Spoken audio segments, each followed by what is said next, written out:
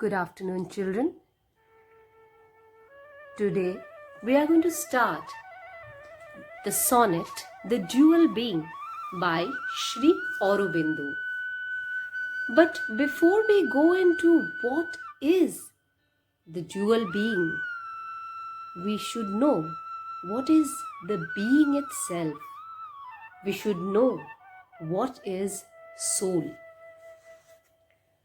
See, children, we all have consciousness in ourselves that make our body work very, very efficiently. What we do is simply take that for granted. For example, we eat and probably we follow a very healthy regimen. We exercise, etc. But have you ever wondered how every mechanism, every metabolism in the body works? Most of us are conscious about how we look, what we should wear, if I'm becoming fat or thin, if my makeup is beautiful or not, the shirt, is it matching with my pant? But if we transcend beyond that, have we ever wondered what a perfectly working mechanism I am? My body is? It's just wondrous and profound when you actually come to realize this. So be proud of yourself. Be proud of it. For that matter, how everything works in the universe. Be it the plant kingdom, be it the animal kingdom, it works as a great circle of life. There is nothing more, nothing less. There is one single higher order intelligence, or we may call it consciousness or soul, that makes everything work with clockwork precision. This is the higher order intelligence or the consciousness that we are talking about. It is all in the mind and it transcends the physical body. The mind is the most beautiful. Now, about the circle of life, there's one beautiful example which was quoted in Walt Disney's animated film The Lion King, where King Mufasa, he's actually explaining it all to his son, little Simba, how we are all connected. The summary of what he says is that we go back to the soil when we die, and from that soil, the trees, the grass, and even the food that the herbivores eat, that is born. To be precise, he says, the antelopes eat the grass and we eat the antelopes. And once we die, we go back to the soil and the grass sprouts from it and the antelopes eat it back. So we are all connected in the circle of life. Now, if we talk about consciousness, we all have consciousness within ourselves. We must also heard about the term moksha. What exactly is moksha? Moksha is nothing but a status where you can assimilate everything into yourself and yourself into everything. Sounds tough, doesn't it? But let me explain to you. You, me, the laptop, the chair that you're sitting on, it all becomes one huge existence. I know it might sound terrific to some and ridiculous to the rest. But this is how the saints do it after years of practice. Or man, like human beings, can achieve it after repeated births. They don't identify themselves as the body. The body can die, we are mortal. They identify it with their souls. If you believe in birth and rebirth, it becomes a very easy thing for you to grasp the content. In fact, it has been scientifically proven in so-called progressive countries like the United States that the body is nothing but a vessel, and after death, the soul is liberated and comes back to earth occupying another body. Again, a very profound concept to some. So let me just take the instance of a pen and an ink bottle. The ink cannot function by itself. It needs to be in a pen to do what it is meant to do. So it's all about the soul. You can say it's solely about the soul. Now, this consciousness, this soul, or some people may call it the Atma or the Ruh, this also needs a body to work. And this whole concept, mind it, keep this in mind very well, that it has nothing to do with religion. It is completely spiritual in nature.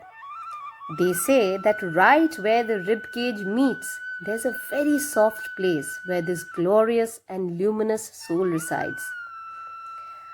Our five senses help us perceive what is outside. But what is it that helps one to look inside? Pause. Silence. It is silence that helps us to look inside. And that is when we look inside our soul. And that is the very reason why we practice silence, to connect with our being. So with that, we shall now proceed to the sonnet, The Jewel Being by Shri Aurobindo. Children, let us now start the sonnet, The Jewel Being.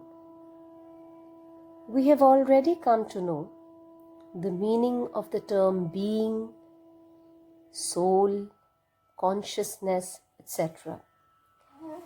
Now, before going straight into the poem, the only thing that I need to tell you is that a sonnet is essentially a poem that has 14 lines.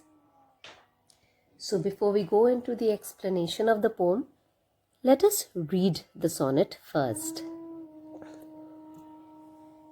The Jewel Being by Shri Aurobindo. There are two beings in my single self. A Godhead watches nature from behind, at play in front with a brilliant surface elf. A time-born creature with a human mind, tranquil and boundless like a sea or sky. The Godhead knows himself eternity's sun. Radiant in his mind and vast, his heart as free, his will is a scepter of dominion. The smaller self, by nature's passions driven, thoughtful and erring, learns his human task.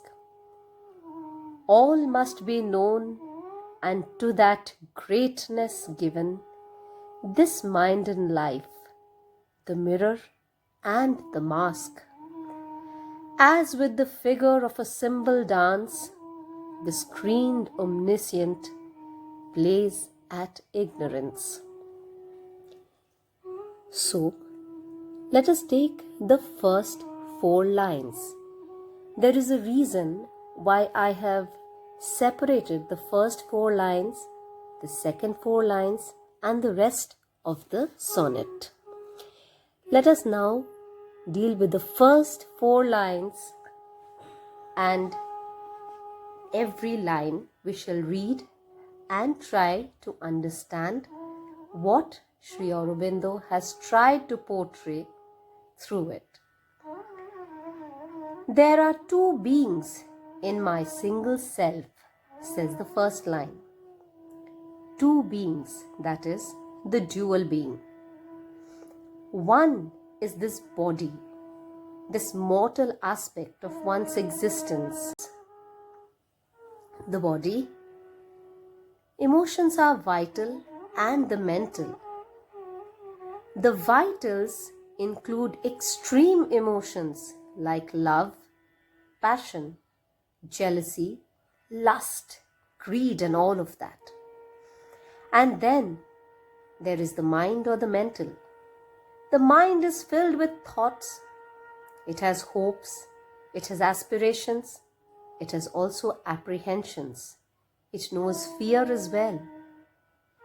The primary act of these vital and mental is to take you away from the indestructible soul. It is forcing you to analyze this mind, the world that is outside of your body.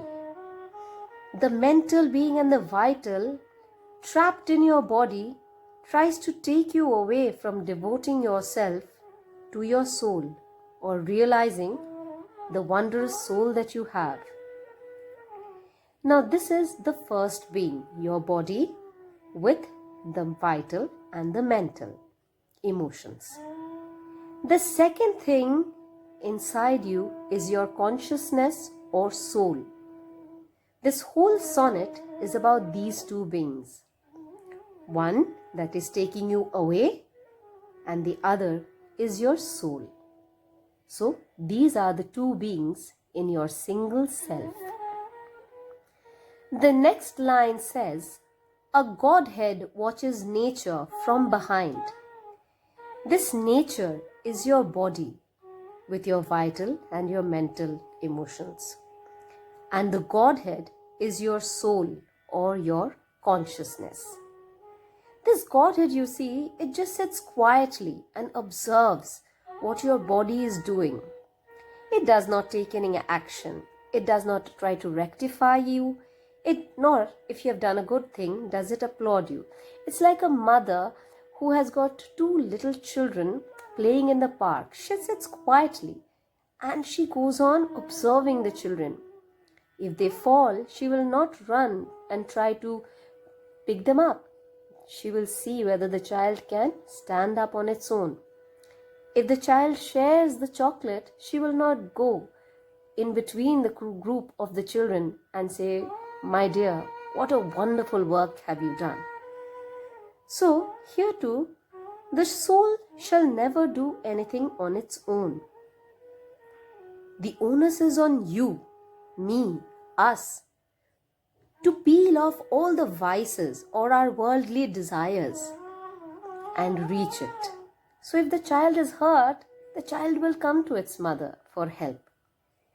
The soul, bare and naked, is very beautiful and very pure and radiant. Once you have peeled off all the vices and you are also a spotless soul, a spotless being, it is then that the soul starts guiding you. So, this Godhead or soul watches nature or your body from behind, quietly. At play in front with a brilliant surface elf. So, from staying behind, from behind the curtains, what does it quietly observe? What your body, with your vital and mental emotions, are doing. And what are they doing? They are being mischievous. They are truant. If you have read stories, you would know what are elves. They are small little creatures and they are very, very mischievous. So, these three, just like the elves, are being mischievous and creating trouble in front, while the Godhead or the soul is sitting behind, quietly watching. Then we come to the last line, a time-born creature with a human mind. Now, who is a time-born creature? Is a time-bound creature, right? Obviously a mortal, one who has a particular time of arrival, that is, its birth, and a particular time when, what do we say when we wish to convey that someone has died or passed away? We call it the departed soul. So we are the time-bound creatures and we are the humans. So we have a human mind. This human mind takes us away from realizing the soul, which is infinite. As I told you, born and reborn, the soul is there, one, existent. It is just that it is changing the body, where it decides to come in and reappear. Till such time, it is, liberated through moksha. So, it is the human mind that is taking us away from realizing the soul, being attracted to the material world and giving into the extreme emotions. So children, with this, we come to the conclusion of the first part of the sonnet. So just to recap, it deals with the introduction of the two beings, that is, the body with its emotions, which are primarily occupied with the outer world and is compared to the truant elf. And the second being is the soul, who watches silently what you are doing without any interference. And this, according to the poet, happens over the ages through numerous births. So I hope the first stanza is clear to you. Please read the poem and watch the link again if you cannot understand at a single go. It's absolutely okay. So take care, children. Have a nice day till we meet again. Goodbye. Good afternoon, children. We had started with Shri Aurobindo's sonnet, The Dual Being.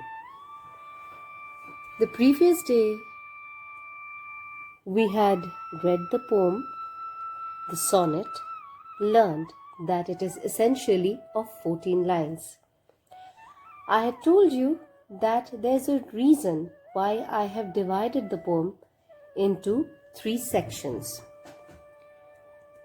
We did the first section where we understood what the two beings in my single body was. My mind, my vital, that was one being, and the soul, that was the other being. And God is watching as I try to calm my mind and get connected with God Himself by realizing the consciousness. Now we move to the next section. Let us read it. Tranquil and boundless like a sea or sky, the Godhead knows Himself eternity's sun. Radiant in His mind and vast, His heart as free. His will is a scepter of dominion. Take the first line. Tranquil and boundless like a sea or sky. This stanza is talking about the soul. What is the soul like? It is tranquil. It is boundless. Just like when we look at the sea or the sky, we can't see their end. Yes, there can be turbulence in them. The sky may become stormy. There may be lightning and thunder. The sea may also have terrific turbulent waves. But generally, that is not the case. When we look at the sea and the sky, and as the poet has depicted here, it is serene and silent. That is the true nature of our soul. It is huge. It is endless. It is the universe itself. The entire gamut of knowledge is in us, children. But we just have to realize it. We don't realize what a powerhouse of potential we are. Often, doesn't this happen to you when you're sitting idle and you're suddenly struck by an idea. Suppose you're making a project and you are clueless what to do, and then you're sitting and suddenly you know what to do. A brilliant idea strikes your mind. Now tell me, how did that happen? No one came and told it to you. No one guided you. There was no book open in front of you where you found the answer. It came from within you. Suddenly, the answer appears out of nowhere, and the source is you yourself. It is your mind. It is your knowledge. Now, see, there is consciousness all around us. Let me take the example of a bottle floating in the sea to make you understand better. The bottle is filled with water, and it is floating in the sea, which is also water. And suddenly the bottle bursts. What will happen? The water inside and outside will become one. That is exactly what is happening here. The knowledge and consciousness exists all over the universe, the world, and it is in ourselves too. The only thing that separates the existence of the knowledge inside us and outside us is our mortal body, made of skin and bones. And when I call it mortal, I wish to tell you that it will perish one day. And the knowledge, once the body is gone, the knowledge becomes assimilated with the boundless knowledge of the universe. So, children, we must learn to respect ourselves and our bodies, because it is the body that contains our soul, and the soul is equivalent to God. Now the second line. The Godhead, which we know as the soul, knows himself eternity's son, which means that the soul is confident that it is eternity's son. And what do we mean by eternity? It is endless, it is infinite. Since you are a mortal person and you are a human being, you are the son of a human being, you will be a human being. So, being the son of eternity, the Godhead or soul is also endless or infinite. Third line. Radiant his mind and vast, his heart is free. So if we consider this consciousness to have a mind and a heart, then the mind of this soul is radiant. It is luminous, it is vast, which means it is huge, it is endless. And its heart is free. What do you mean by the heart is free? It means that it is not weighed down by any emotion, any desire or attachment. It is peaceful. It is tranquil. Then the last line. His will is a scepter of dominion. What is a scepter? A scepter is what a king or a ruler carries as his symbol of authority or power. Here, the soul is personified as he. So that means it is personified here. The poet is using personification. He is the Lord of everything that is right or correct. Nothing is more free or brilliant than the soul. Previously, you see, Shri Aurobindo has referred to the soul or Godhead as eternity's son, right? So here we are not discriminating between son or daughter, man or woman. What the concept that needs to be portrayed is about the humankind. And his dominion is the vast, endless realm of existence. It is the will of this consciousness that is the driving power of the world. It is the ultimate power. So basically, the soul is the driving power of the world. The soul is all powerful. With that, we move to the last section of the sonnet. Now comes the description of the human body. Previously, it was soul. Now, this portion is dealing with the human body, referred to as nature. Something that is all the time striving to take us away from the soul. It is the external portion. Let us read. The smaller self, by nature's passions driven, thoughtful and erring, learns his human task. All must be known, and to that greatness given, this mind and life, the mirror and the mask. As with the figure of a cymbal dance, the screened omniscient plays at ignorance. The first line. The smaller self, by nature's passion driven. See, here we are called the smaller self. So far, whenever we were talking about the Godhead or the soul, we were talking about it as huge, boundless, eternity, eternal. But our bodies in comparison are small, we, W-E-E. And we are driven by earthly feelings, that is, emotions and passions of all kind. They may be good, they may be bad. Good feelings like love, friendship, kindness. Bad like greed, hatred, lust. And the most important, the vital, our ego. Now we come to the second line. Thoughtful and erring, learns his human task. So what does this mean? The mind has the capacity to take one away from the soul.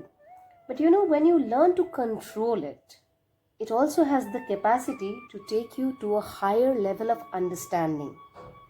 Like the normal people, us and the saints. Their understanding, their consciousness. This control over the mind generally happens through being silent and meditating. That is when we try to connect with the soul.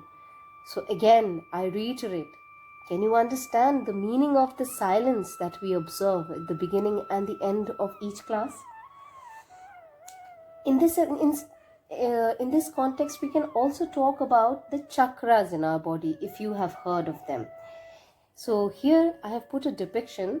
You can look it up in the Google. So see, they are colored with the Vibgya color scheme, that is violet, indigo, blue, green, yellow, orange and red. See the violet chakra. It is slightly higher than our body. Our mortal existence ends with a blue one. Now this is the spiritual part of our realization. If my mind or your mind or anybody's mind can be controlled, then one can attain this spiritual crescendo, this zenith. And it's easy then to reach the divine. So this thoughtful mind belonging to the human body makes mistakes. We all make mistakes. We err. But our task or our job is to learn from our mistakes. One keeps making mistakes. It is natural. If we don't fall down, we will never know how to get up. We keep erring through the ages, eons, births and rebirths, till one finally understands that or learns to be the perfect master of all the shortcomings, and you can control all your worldly desires. And then suddenly you become one with the soul, one with God Himself.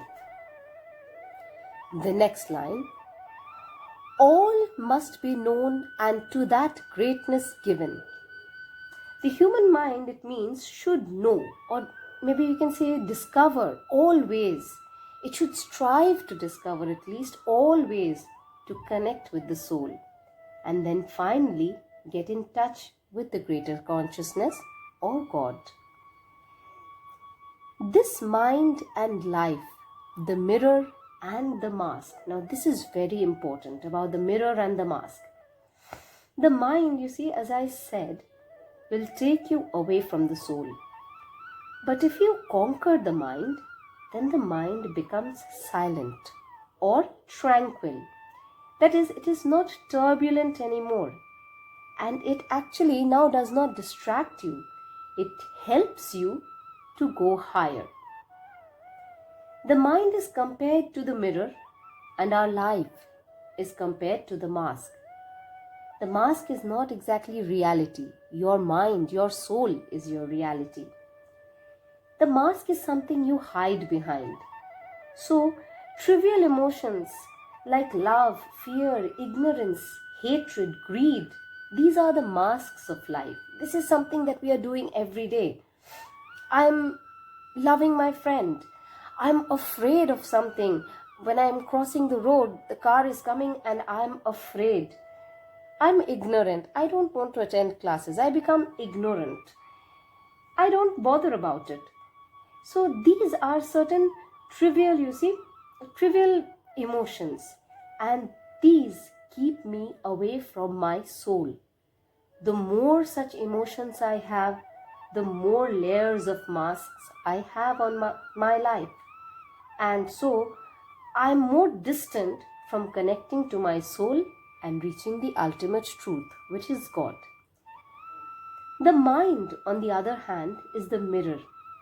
It reveals your beautiful soul. It shows you your true self. You see yourself as you are. The mind conquered with silence and meditation will not help you to put on the masks anymore. It will help you to see your soul and face life honestly and purposefully. So the last line, as with the figure of a cymbal dance, the screened omniscient plays at ignorance. It's as if it is a dance of the mind and the body, sometimes masking the soul and sometimes revealing our true self. Maybe a sudden act of kindness. You see someone, maybe a little puppy in the road, injured, and you pick it up. You don't expect anything back from that little pup, but you did it selflessly, without thinking of something in return. This mirrors your soul, because soul is always good. Most of the times we are doing things that mask our soul, but we must try to do things for humanity. This may be an act of true love or kindness. This is what will mirror our soul. So you see, the poet is saying that the life is a dance. And you now, children, have to choose whether you wish to be dancing with the mask covering your soul and hiding your true purpose, or you can aspire for the mirror to reflect the goodness of your soul and eventually live a life of peace and tranquility. The purpose of this poem, of course, is to urge you, as I said, towards the second option. And while all this is happening, the omniscient, by omniscient we mean the ever-present, God or the soul, watches and observes. Why screened? Because there is always a mask we put on most of the time. And God carries on playing with the ignorant or untrained mind, softly urging it, slowly urging it to rise towards the trained consciousness and reach the luminous soul or God Himself. So, children, with this we have covered a very profound concept which the poet has tried to tell us through his beautiful sonnet. At the end, we realize that your mind will concentrate on what you serve it with. Try to give your mind something good to follow so that it becomes tranquil and forgiving and loving in nature. Bring out the best in yourself. Mirror the peace that you have within. Be the God that you are. God bless you, children. Take care and have a wonderful day.